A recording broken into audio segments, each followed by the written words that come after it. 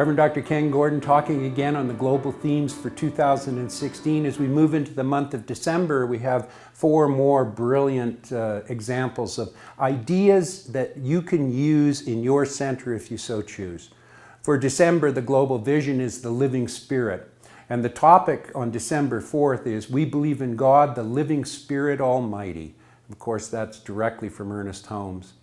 I share with you that what we are talking about here is we are talking about the base of our faith.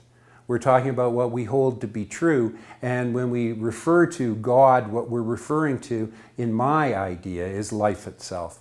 We're referring to every single thing, both the fertilizer and the flower, the infinite itself coming together in perfection to operate as what we call life. And the only thing that we have in this that separates us from it is our own ideas and our own mind, which are also spiritual and also infinite in their beauty and their magnificence. Dr. Holmes, in the glossary of the Science of Mind text, says that the term God means first cause, the great I am, the unborn one, the uncreated, the absolute or unconditioned, the one and only spirit, the creative energy which is the cause of all things, love, wisdom, power, intelligence, substance, mind, the truth, the principle which is dependable. I add that it is Allah, Yahweh, Spirit, God, Buddha, infinite intelligence, life. It is all of these things coming together.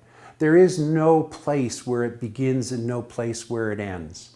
And when we recognize the wholeness of this, the unity of this, we truly recognize that what we do to our brothers or sisters, indeed we do to our own self. What we do to the planet, we do to our own self. It's this appreciation, this understanding of unity that is the thread that has run through all of the major religions since the beginning of time. It's the appreciation and the understanding that there is only unity and only life. This is what is meant when we talk about we believe in God and absolutely nothing else. We believe that only one thing is happening, that only one thing is occurring, and that is the divine outpicturing moving forward in the evolution of life to its perfection. That power that exists, that we call God, loves us so much that it pulls us to it. It pulls us back into where we came from.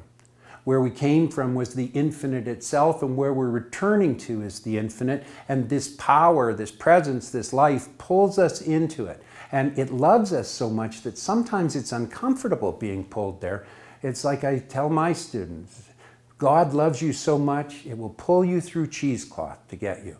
This is exactly how we move and have our being in this world. The next week that we have is from Reverend Tinker Donnelly from Heartwork Central Coast in California. And it too is dealing with the global vision of the living spirit. And the topic for December 11th is, we teach spiritual practices to address the everyday life. This is truly our mission in life as far as our teaching goes. And we know changing your thinking is changing your life. And it's more than a motto, it's a method. The Science of Mind is not merely an intellectual philosophy, but it's a truth teaching. It's rich and practical as an approach to living freely, fully, and authentically. And it offers sacred practices to align us with sacred principles so that everyday experiences reflect a greater sense of meaning, purpose, and inspiration. The Science of Mind teaches that through personal application and integration of spiritual disciplines, each of us may deepen our identification and relationship to the truth itself, to life itself. Dr. Holmes says, what good is the possibility until it's used? What good is knowledge unless we make practical application of it? He also says, one of the great difficulties in the new order of thought is that we're likely to indulge in too much theory and too little practice. As a matter of fact, we only know as much as we can prove by actual demonstration. He goes on and says what the world needs is spiritual conviction followed by spiritual experience. And he says that he would rather see a student of this science prove its principle than to have them repeat all of the words of wisdom that have ever been uttered. It's far easier to teach the truth than it is to practice it. These are my favorite quotes from the Science of Mind text, and I'll just share with you, is the application of this in our life that counts. Far too often I find people who can quote everything under the sun. They're way better read than I am. They know everything that's going on, but the simple truth of the matter is that they're not connecting and putting it into their life. What Science of Mind does, and what Science of Mind classes does, is it teaches people to be able to apply the lessons of truth that have been known throughout the ages, to put them into direct application in their own life so that they might experience a greater sense of love and of light and of joy and of beauty and a greater sense of fulfillment and quality in their own life and in the life of the people that are around them. And the people that are around them is the world itself. Our next week is done by Reverend Ruth Barnhart from Santa Rosa, California, and it deals with the living spirit. And the topic, and it's for December 18th, is we believe that the universal spirit, which is God, operates through a universal mind, which is the law of God. While the point of view behind that is quite basic and quite simple, there is only love and law, and that's exactly where it fits. And God, law, and all of life is one. The great love of the universe must be one with the great law of its own being, and we approach love through the law. This then is the teaching, love and law. As the love of God is perfect, so the law of God also is perfect, so we understand both. It's incumbent upon us to understand both.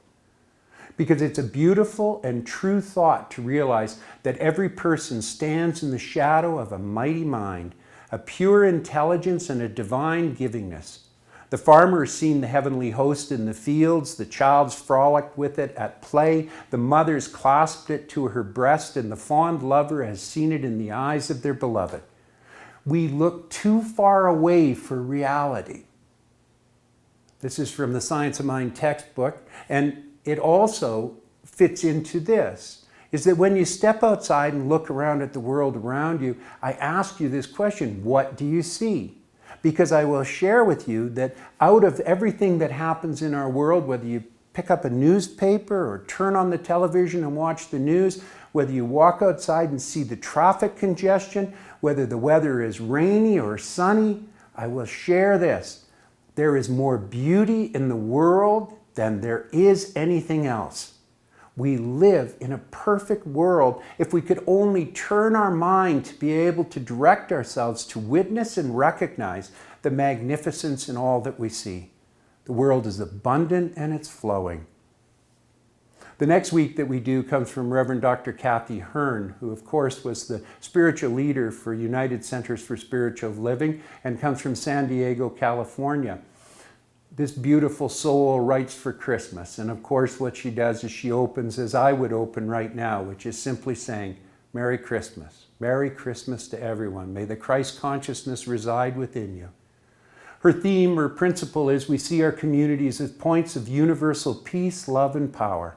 Many people in the world are joining together today in celebration of the birth of the one that we refer to in the Science of Mind as Jesus the Christ, in whom the consciousness of divine identity was fully realized.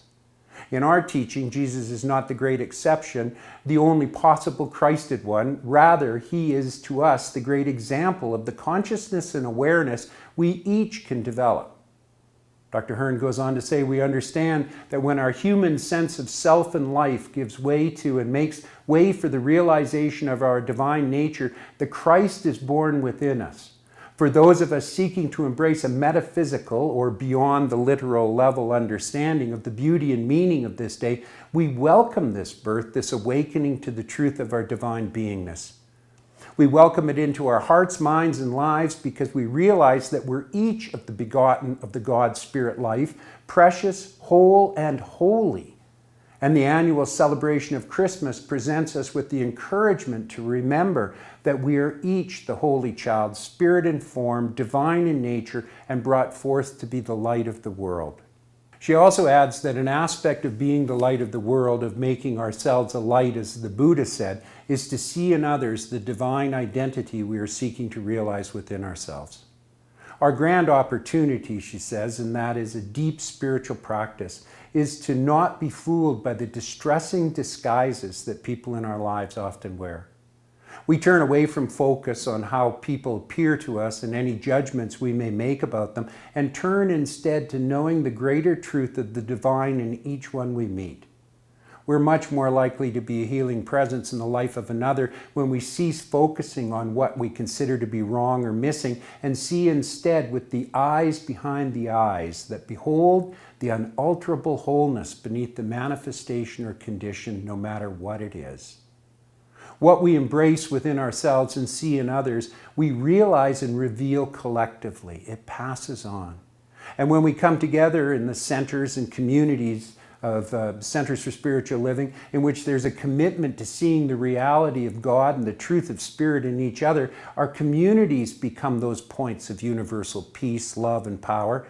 And as we stand together as awakened and spiritually mature beings, we actually express it out into the world, acknowledging the wholeness of each, seeing the same in one another, speaking our own wisdom and truth, and honoring the wisdom and truth of all. We work together creatively to make welcome our highest ideas and ideals in and amongst us. The community then becomes an open portal through which Spirit works to bring forth good beyond what any one person can do alone. It's in this state that we collaborate, enjoy, harness the power of group agreement for good, the beautiful and the true, and reveal a community that is itself the living embodiment of the splendor of God. This is the truth of our life, and Dr. Kathy has perfectly put it forward for this time and this season. The eternal is forever begetting that which is the realization of its own perfection. It is an eternal process, and Christ means the universal idea of sonship of which each is a member. That's why we're spoken of as a member of that one body. We should turn to the living presence within, recognize it as the one and only power in the universe, unify with it. That's Dr. Holmes' connection with what is called upon us to do.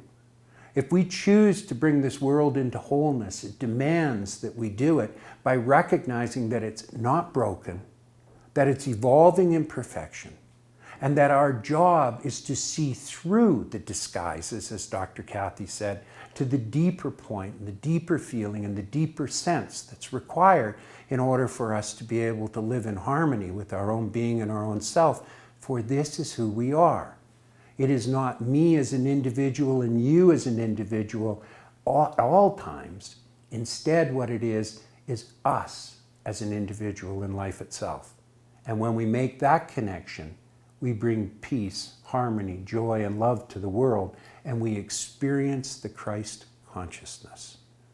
To be able to experience that Christ consciousness, all that is required is that we let go of our judgment.